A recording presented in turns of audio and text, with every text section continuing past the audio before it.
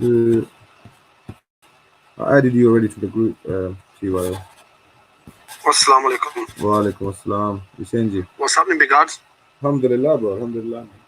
How are you? You okay? Yeah, bro. I couldn't ask for anything more, you know. What are you saying? Yeah, alhamdulillah, man. Alhamdulillah. Yeah. How's kids and everything, all right? Yeah, it was thingy today, innit? Were your kids? Yeah, there was it National Book Day or something? Yeah, World Book Day, man. Yeah, so they dressed up as my daughter. One of them. Good. Yeah, my boy went as Hulk, innit? Okay. My daughter went as one of the, I don't know which one. Yeah, one of them went as Harry Potter. My kids went like, one of them went as Harry Potter. The other one went like Princess Jasmine because the Aladdin film came out recently.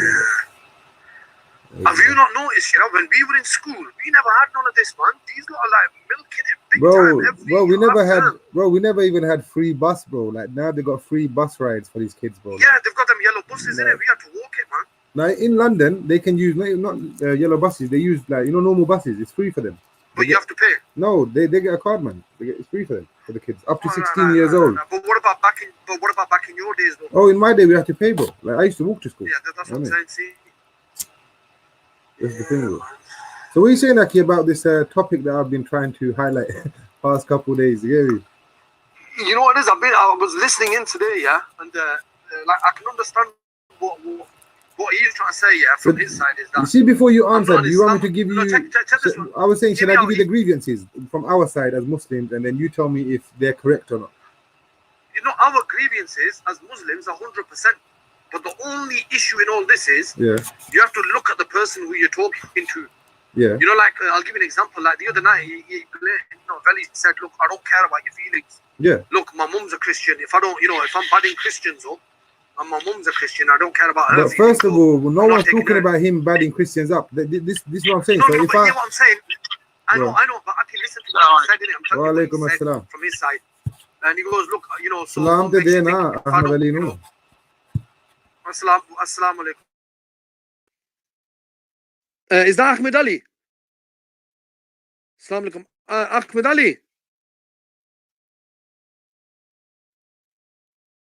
Yeah, I'm listening, brother. Yeah, Ahmed Ali, are you there? Yes. Ahmed Ali, what do you know about the Mamluk Empire?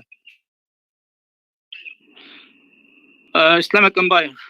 Islamic Empire, that background, were they ex-slaves that were freed? They are the Mamluks of Salah ad-Din family.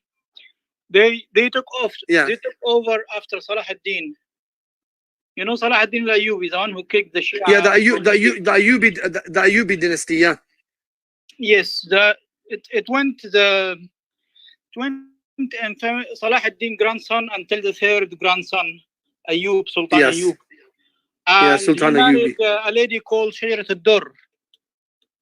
Okay, and basically they relied heavily on Mamluks at the time. The Ayyubites, their soldiers are their commanders. They were from Mamluks, from Asia Central and these areas.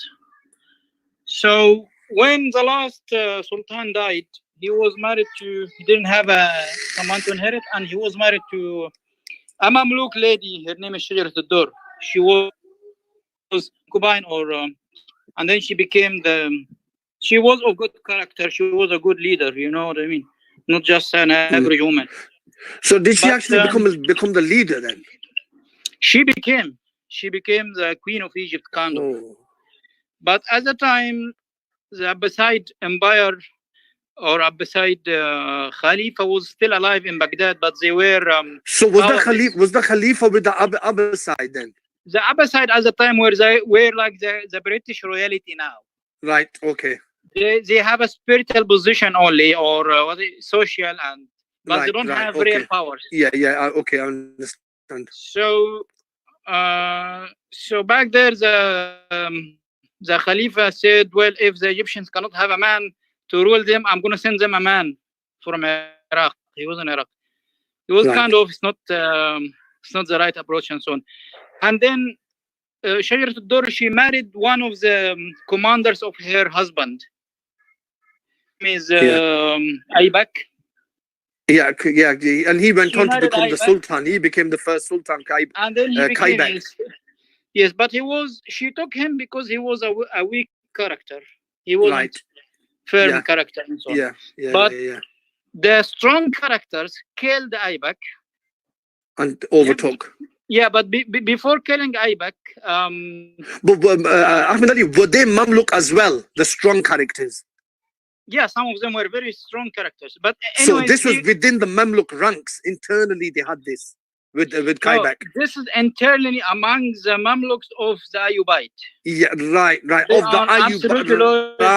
Right. I get you. Okay. Because there were Mamluks in the Ayyubite as well serving. They are all of them. This is their liege. They are loyal to Salah ad-Din grandchildren and Salah ad-Din himself, and so on. So to continue the what's it called, the legacy, to fight. Ahmed Ali, was there loyalty? Can we just for everyone listening, was there loyalty centered around the fact that Salahuddin Ayyubi's family were paying to free these slaves? Well, I don't know much details about this, but they were from what I know about the Mamluks is their loyalty came from the fact that they were being bought. They were being bought out of slavery. If you are a Mamluk for the Sultan, you will be like a pasha. Yeah, like a pasha. Yeah, literally. You will have territories. You're gonna rule areas like Kent now. Yeah, provinces. You will be like you'll be principal. You'll be ruling over principalities.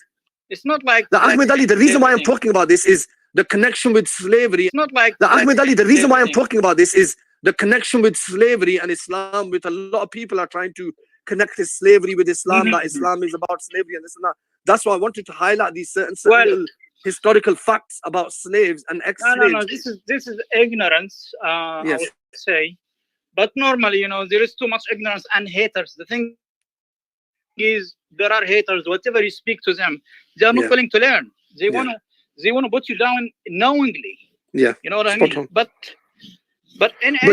just for the people out there that are listening, so they know that. Look, they've been comparing the Arab slave trade to the transatlantic slave trade, and then trying to conflate it with Islam and say that Islam is pro-slavery and this and that. But this is just a clear-cut example of how it blows that whole narrative out of the water.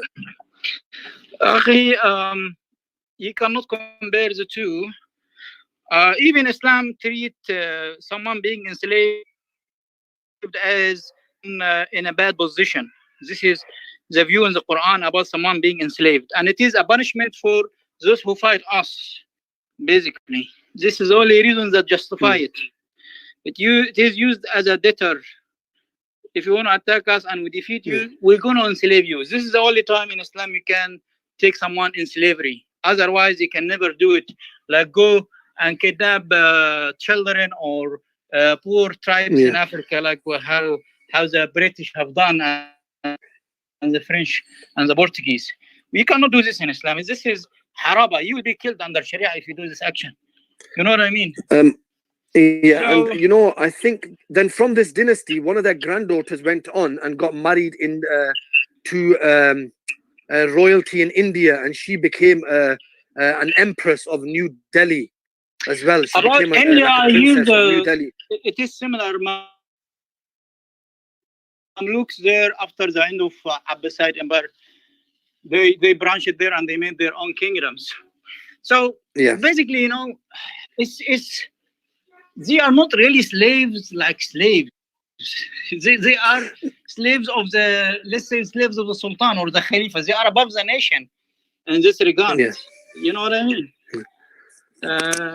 It wasn't like you have a slave under the colonizers in America, USA. If you are a slave under a master there, you know what I mean? You eat the worst food, you know nothing for you. But if you are from this type of slavery that existed, it's totally different. You know what I mean? Knowing that slavery in Islam is not created by Islam. Islam came and slavery was already there. It was not invented by Muslims, right? Rather, Islam was resisted because the Arab master said he made the slaves equal to us. This was one of the reasons the Prophet was fought badly. You know what I mean? So it's not the same as the cross-Atlantic European slavery. It's two different stories.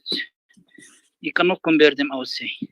But anyways, even if you under Sharia, if a master slave, the right hand possessed on the face, he is free. He cannot own him anymore. The person is free automatically.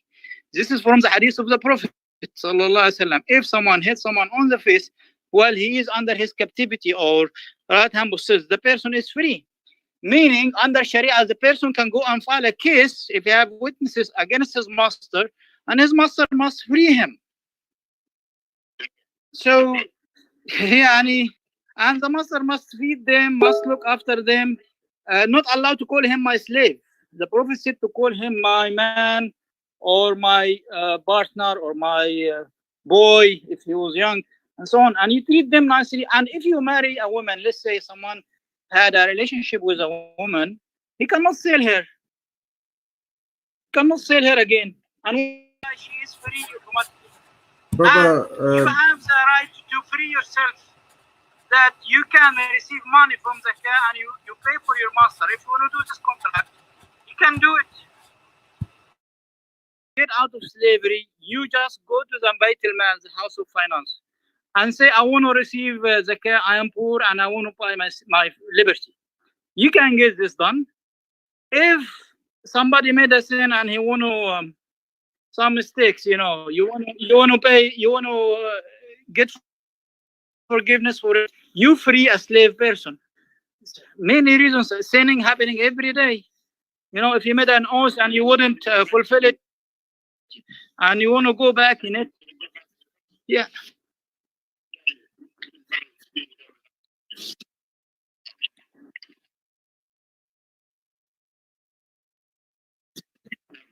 Yeah, these guys, yeah, we I think you spotted one of them that.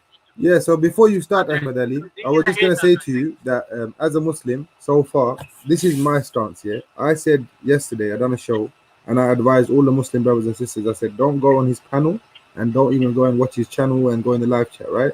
The reasons for that is this, that in his live chat, Aki, yeah, in his live chat, he allows the slandering of the Prophet, Allah subhanahu wa ta'ala. He allows the slandering of, Muslims, the religion, mockery, everything, right? None of these people get timed out. Yeah, it never gets timed out. If anything, Aki, he actually, like now I can highlight the comments, for example, yeah. I highlight this sister's comment now. She said, Alhamdulillah, I highlighted that. If anything, this guy, rather than delete, he highlights the comments, right? So this is one of the main things. We can't tolerate this.